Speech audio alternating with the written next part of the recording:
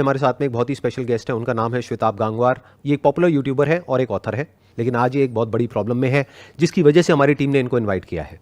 Problem ये है कि एक 26 साल का लड़का है जिसको मैं प्यार से छोटी बच्ची बोलता हूँ, उसने ना सिर्फ मुझ पर बल्कि इन पर भी 2 करोड़ का केस फाइल किया है और आज की डेट में ये इमोशनली और फाइनेंशियली इस कंडीशन में नहीं है कि उस केस को अकेले लड़ सके, इसलिए इनको हमारे सबके सपोर्ट की ज़रूरत है। तो श्वेताब, अब मैं आपसे समझना चाहूँगा कि ऐसा क्या हो गया कि एक टाइम पर जिस इंसान को आप अपना छोटा भाई बोलते थे, आज वो इंसान आपको बर्बाद करना चाहता है। भाई था, जो भी था, लाइक ये तो like that's how we started. Basically हमारा करियर जो भी स्टार्ट हुआ है वो ऐसे ही स्टार्ट हुआ है। आप उसको कैसे मिले थे, कैसे जानते हो उसको? ओके, जब 500 आई थिंक इसके सब्सक्राइबर्स, अपेरेंटली भी मुझे भी पता चला कि इसके 500 सब्सक्राइबर्स थे कि जब मैंने रीच आउट किया तो he was making videos on me, he made a video on me. उसमें भी इसके रिएक्शन काफ़ी ब्रैश थे, काफ़ी एटीट्यूड था, जो भी था। बट मेरे को एक पता नहीं क्यों बचपन नहीं बोलूँगा, जब मेरा यूट्यूब करियर जितना भी चला है उसमें एक हल्की सी एक चुल टाइप रही है कि छोटा कोई क्रिएटर है और अगर मुझे उसका कंटेंट अच्छा लग रहा है तो मैं या तो पूरा सेपरेट वीडियो ही बना लेता हूँ, या मैं पॉडकास्ट में बुला लेता हूँ, या मैं होता है कि हेल्प करो यार। और वो कॉमेडियन भी हो सकता है। ये मैं एक सलील जामदार क्रिएटर था। सलील जामदार ने एक बहुत बढ़िया वीडियो बनाया था सेलिब्रिटी कल्चर पे। उसने सटायर या पैरोडी बनाई उसने, मेरे को बहुत अच्छा लगा। उसका 2 लाख या 3 लाख समथिंग व्यूज़ थे, उस पर जाके वो रुक गया। मैंने उठा के एक सेपरेट कंप्लीटली वीडियो बना दिया एंड वो वीडियो जस्ट, मैं नहीं कह रहा मेरा वीडियो बहुत बड़ी चीज़ थी, बट उसकी वजह से उसको एक और पुश मिल गया, एक और लाइफ मिल गई उस वीडियो को। वो वीडियो बहुत तगड़ी तरह से वो किया सलील और मैं। आज लाइक हम लोग हमेशा से ही उस वीडियो के बाद तो बहुत क्लोज फ्रेंड्स हो गए। और बात हमेशा वो भी कहता है कि उसने पंप दिया था मेरे को बहुत ज़बरदस्त। इसके अलावा साइमन सेज एक चैनल है, मैंने अपना पूरा एक डेडिकेटेड वीडियो बनाया था कि इस चैनल को सब्सक्राइब करो कुल मिला के। एंड इनकी कॉमेडी बढ़िया है, ये पंचअप कर रहे हैं, ये सटायर कर रहे हैं, ये आवाज़ भी उठा रहे हैं सही चीज़ों के लिए। तो वही था मेरा, शायद प्रखर का मेरे को वीडियो देखा होगा और मैंने इसको रीच आउट कर डाला। इवन तो इसका वीडियो एक्चुअली में काफ़ी रूट था जो मेरे पे बनाया था, बट मेरे को सबसे फ़र्क नहीं पड़ता। मैंने कहा भाई मेरे को अच्छा लगा, आ जा। एंड हमारी बात हुई, मैंने कहा मैं तेरे को फुल सपोर्ट करूँगा, मेरे पे छोड़ दे। मैंने इसके चैनल पे पॉडकास्ट किया और मेरा जो पहला कोलैबोरेशन है उसी के अंदर वीडियो में, उसी में मैंने बोला है क्लियरली कि ये मेरा छोटा भाई है। लाइक मैं क्लेम कर रहा हूँ ये मेरा छोटा भाई है और इसको जितना मैं, मतलब अगर मेरा होता ना दिल से, आप कितनी हेल्प कर सकते हो किसी की, मतलब इससे ज़्यादा और तगड़ा एसोसिएशन क्या ड्रॉ कर सकता हूँ, कुछ नहीं। तो मैंने कहा भाई मेरा छोटा भाई है, जितने भी मेरी ऑडियंस जो देख सकती है, आप कोई भी मन में 1-2% भी मत समझो कि एक कोलैबोरेशन हो रहा है कोई यूट्यूब या समथिंग। दिस इज पर्सनल, इसको सब्सक्राइब करो, सपोर्ट करो। मैं सच बताऊं इस वक्त I don't know who this person is, I have no idea, because जो चीज़ें like if I have ideas वो फिर बोलने लायक नहीं है, मतलब अच्छे नहीं है। तो obviously for very obvious reasons वो अच्छे नहीं है, तो वही है। एंड आई डोंट नो, मेरे को काफ़ी शॉक हुआ हूँ मैं। मैंने आपका कम्युनिटी पोस्ट पढ़ा था जहाँ पर आपने लिखा था जी कि क्या प्रॉब्लम्स चल रही हैं आपकी लाइफ में, उसके बारे में थोड़ा सा बताएंगे कि एग्जैक्टली क्या हो रहा है अभी आपकी लाइफ में, अभी आपकी क्या कंडीशन है? जब मैं आया था I think 7 month old baby था। आप आए क्यों थे यहाँ पे? आने का रीजन क्या था? क्योंकि मम्मी को कैंसर डायग्नोसिस हो गया था ना। और आपके फादर? मेरे पिताजी नहीं है। अच्छा, आपके पिताजी नहीं है। मतलब कब से, किस एज से? मैं जब 15 साल का था। मेरी पिताजी की सिचुएशन भी बहुत खराब है, मैं सच बता दूं। मैंने बात अपनी ज़िंदगी में आज तक कभी करी नहीं है, यूट्यूब पे मैंने हिंट भी नहीं दिए हैं। मेरे पिताजी अल्कोहलिक थे, ये बात मैंने कभी नहीं बोली। मुझे बहुत इस बात को मेरे को हमेशा ये रहता है कि ये मेरी मम्मी की कहानी है ना, मैंने क्या देखा है मुझे पता है, और वायलेंस में भी जो सहा है मुझे पता है। सर मेरी सिचुएशन में इसलिए बार बार बोलता हूँ लोगों से कि एजुकेशन में मुझसे क्या पूछते हैं तुमने क्या पढ़ाई करी, अरे भाई नहीं कर पाए यार। मैं आप बस एक चीज़ बोलना चाहूँगा, KGF मूवी का कोट है ना, असली योद्धा माँ होती है। सर ये बहुत सही कोट है। मेरी माँ ने जो किया है सर मेरे लिए, मैं अब एज एन एडल्ट समझता हूँ ये बातें। पिताजी को तो हर सुबह से शाम तक अल्कोहल चाहिए था। तो फिर उनकी डेथ के बाद में कैसे आपको फाइनेंशियली कैसे सपोर्ट किया? मेरी मम्मी जब हम 13 थे तो खिलौने बनाती थी घर पे, उन्होंने खिलौना बनाना स्टार्ट कर दिया। तो और खिलौना, भाई मेरी मम्मी टैलेंटेड भी बहुत थी, क्रिएटिव थी बहुत ज़्यादा, तो बहुत सुंदर खिलौने बनाती थी जो प्लस टॉयज होते हैं। आज तो सब चाइना हो गया मार्केट पूरा, बट वो बनाती थी। आज भी अब शौकियाँ बनाती हैं, तो वो प्लस टॉयज बनाती थी, चाहे ऑक्टोपस हो, चाहे डॉल्फिन हो, पैरट हो, सब। उन्होंने अकेले काम करना स्टार्ट किया कि एक लेडी के लिए घर पे खिलौने बनाती थी। शायद उनको 30 रुपये एक खिलौने का मिलता था। आपकी मदर का ट्रीटमेंट चल रहा है कैंसर का, और कैंसर क्या है वो वही समझ सकता है जो कि वो तो वर्ड ही इनफ है। हाँ, वो वर्ड ही इनफ है। हाँ, वर्ड सुन के ही डर लगता है। सच बता रहा हूँ, मतलब घर में कोई भी इंसान हो, मतलब वर्ड ही ऐसा है कि वो वर्ड सुन के ही डर लगने लग जाता है। दूर के रिश्तेदारी में भी कोई भी हो, एक वर्ड आ जाता है कैंसर हो गया इनको, राइट, आदमी कहता है अरे मैं हार जाऊंगा। मैं बहुत जेन्युइन बता रहा हूँ, अगर मेरी मम्मी को कुछ सीरियस हो जाएगा ना बहुत ज़्यादा, मेरा रिग्रेट यही है मैं वो नहीं दे पाया जो उन्होंने हमें दिया है। मेरे को बस यही है सर, मेरी लाइफ का सबसे बड़ा वो है कि मेरे को अपनी माँ को ये जो रिमाइंडर लाइफ है सर, ये बहुत अच्छी देनी है।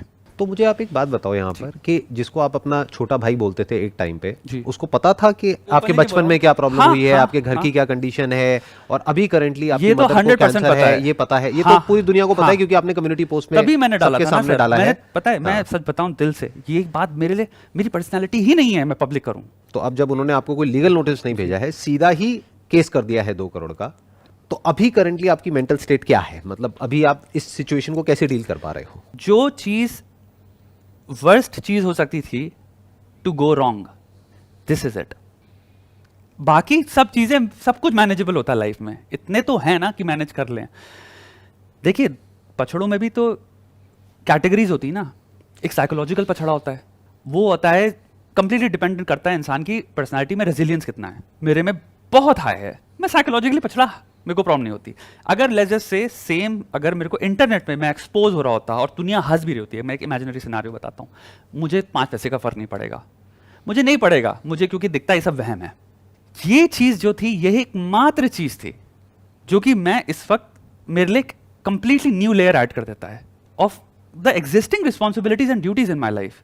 प्लस सर मेरे पास डेंट आया है, फाइनेंशियली आया है, लास्ट 3 मंथ्स में आ गया क्योंकि मैंने सोचा नहीं था, प्लस मुझे नहीं पता था ये होने वाला है, वरना मैं कंप्लीटली डिफरेंटली प्लान करता चीजें फाइनेंशियली भी।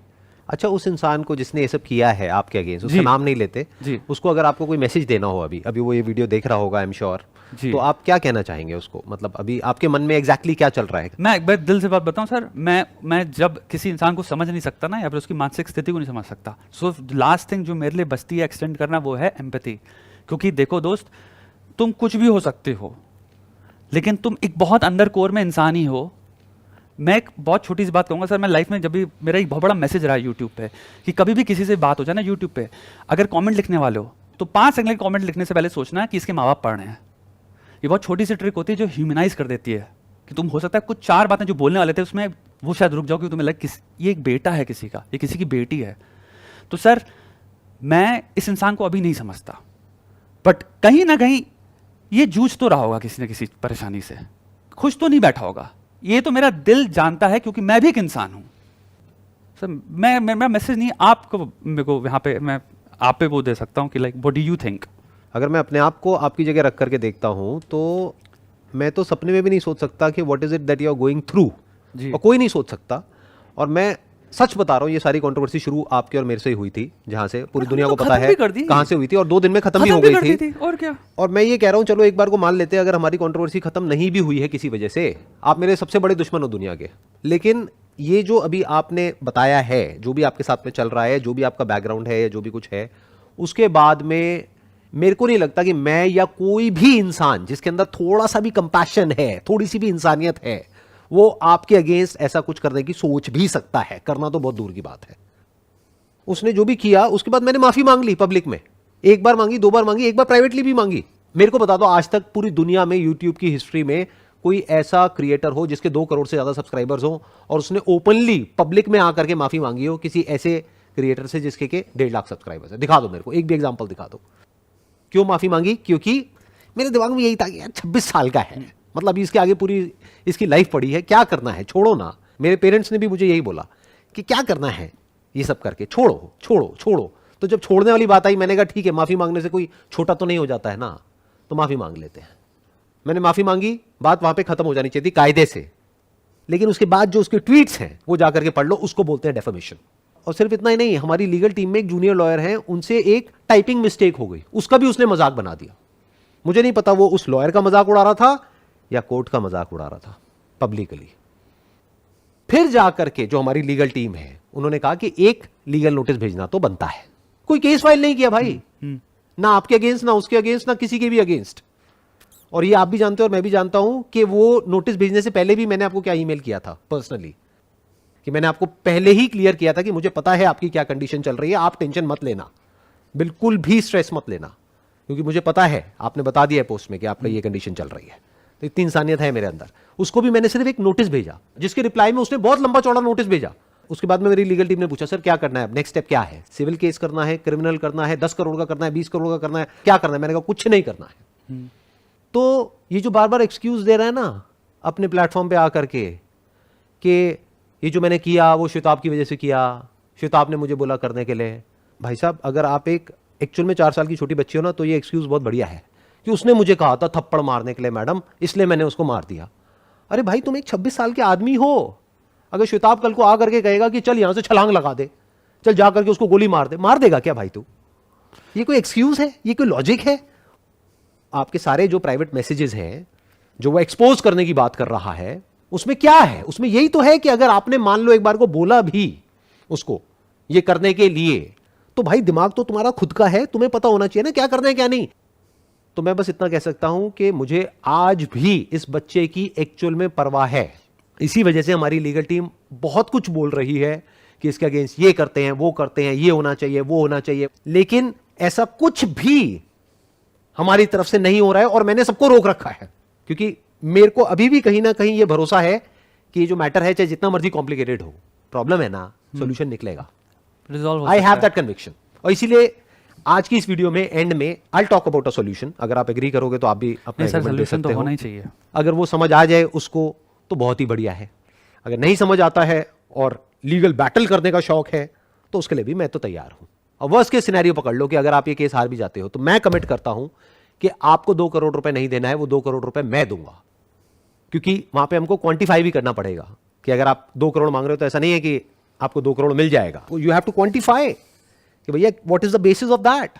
अगर मैं आज केस करता हूं तो आई कैन इजीली क्वांटिफाई कि भाई मैं अपने चैनल को मोनेटाइज करने वाला था और मेरे को ब्रांड डील मिलने वाली थी 50-50 लाख की, 20 ब्रांड डील नहीं मिली तो मेरे को 10 करोड़ का नुकसान हो गया। तो नुकसान क्वांटिफाई हो गया इस डेफर्मेशन की वजह से। आप कैसे क्वांटिफाई करोगे भाई साहब? और आपका नुकसान कहां हुआ है? एक बार फैक्ट्स को देखते हैं ना। आपने खुद अपने मुंह से बोला कि यह सब होता है सब्सक्राइबर्स के लिए, नंबर 1। नंबर 2, आपने खुद अपनी वीडियो में बोला कि इस कंट्रोवर्सी की वजह से आपको 50,000 सब्सक्राइबर्स मिले हैं। नंबर 3, जो भी वीडियोस इन्होंने बनाई है जहां पे मेरा नाम यूज किया है या मेरी फोटोग्राफ्स यूज करी है या मेरे बारे में है, उन सब के ऊपर अगर आप कलेक्टिव व्यूज देखोगे तो मिलियंस में है, जितने अगर आप इसकी 50 वीडियोस कंबाइन कर लो तब भी नहीं है। तो नुकसान कहां हुआ है भाई साहब? आपको तो प्रॉफिट हुआ है। कायदे से तो आपको 2 करोड़ रुपए मुझे देना चाहिए। 2 करोड़ रुपए मांग किस बात कर रहे हो? मेरे माइंड में इसका एक सोल्यूशन है, आप बताना अगर आपको ठीक लग रहा है तो, कि आपने हमारे ऊपर केस किया है तो आप हमारी ये वीडियोस हटवाना चाहते हो, तो कोई बात नहीं, हम अपनी वीडियोस हटाने के लिए तैयार हैं। आई थिंक आप भी हटाने के लिए तैयार हो। मेरे को काम करना है। काम करना है, आप भी हटा दोगे तो हम अपनी सारी वीडियोस हटा देंगे, सारे पोस्ट हटा देंगे। आप भी भाई साहब अपनी सारी जो वीडियोस हैं और जो सारे पोस्ट हैं वो हटा दीजिए, इस केस को विड्रॉ करिए। उसके बाद में ना आप हमारे बारे में कुछ बात करोगे, ना हम आपके बारे में कुछ बात करेंगे। आप अपने काम पे ध्यान दो, हम लोग अपने काम पे ध्यान देंगे। उसके बाद में अगर आप अपना काम अच्छे से करते हो तो हो सकता है फ्यूचर में हमारी टीम आपको इन्वाइट करेगी यहां पर आने के लिए, और फिर हम साथ में बैठेंगे, बात करेंगे, पुरानी बातों को भूल करके, ऑडियंस को क्लियर करके कि हमारी पास में जो भी मिसअंडरस्टैंडिंग्स थी वो सब क्लियर हो गई है। एक नए सिरे से एक नई शुरुआत करेंगे, बशर्ते कि आपका भी माइंड सॉल्यूशन ओरिएंटेड है। यूट्यूब को देखो एक फैमिली की तरह, जैसे एक परिवार होता है, उसमें बहुत सारे मेंबर्स होते हैं, आपस में लड़ाई झगड़ा भी हो जाता है, लेकिन जो रहता है घर के अंदर ही रहता है। ऑफ कोर्स पूरी बड़ी बड़ी इंडस्ट्रियां बैठी हैं कल, जिसके पे आज यूट्यूब में क्रिएटर्स बोल पाते हैं। बहुत बड़ी बड़ी इंडस्ट्रीज हैं, बहुत सारे एड्स होते हैं जिनको लेके हम लोग बोल पाते हैं कि ये गलत है। बहुत सारे ट्रेलर्स होते हैं, बहुत सारे एडवर्टीजमेंट्स होते हैं, बहुत सारी एक्शंस होते हैं, बहुत सारे बड़े बड़े लोगों के, बड़े बड़े जो असली में बड़े हैं सर। तो अगर वो ये देखते हैं कि एक क्रिएटर के अगेंस्ट जो कि इतनी बुरी कंडीशन में है, उसके अगेंस्ट केस हो रहा है, क्यों? क्योंकि आपकी जो फैमिली है वो बहुत ही पावरफुल है या बहुत ही पैसे वाले हैं और वो छोटे क्रिएटर को दबा सकते हैं और कोई क्रिएटर उसकी हेल्प करने के लिए नहीं आ रहा है, ना पब्लिक कुछ कह रही है, तो मुझे ये बता दो उसके बाद में कौन रोकेगा किसी भी बॉलीवुड सेलिब्रिटी को या किसी भी कॉर्पोरेट को हर बात पे केस करने से? मेरी आप सबसे हाथ जोड़ करके रिक्वेस्ट है, जितने भी YouTube के क्रिएटर्स हैं, अरे भाई साहब इनके साथ में खड़े हो जाओ, क्योंकि अगर आज आप खड़े नहीं हुए तो कल आपके साथ में कोई खड़ा नहीं होगा। कोई भी आकर के आपके अगेंस्ट केस करेगा, ना आपके साथ में पब्लिक खड़ी होगी, ना आपके साथ में कोई क्रिएटर खड़ा होगा। आप चाहे एक यूट्यूबर हो, चाहे छोटे हो, चाहे बड़े हो, चाहे ऑडियंस हो, अपनी आवाज उठाओ, वक्त आ गया है। अगर आज चुप रहे तो कल आपके लिए कोई आवाज नहीं उठाएगा।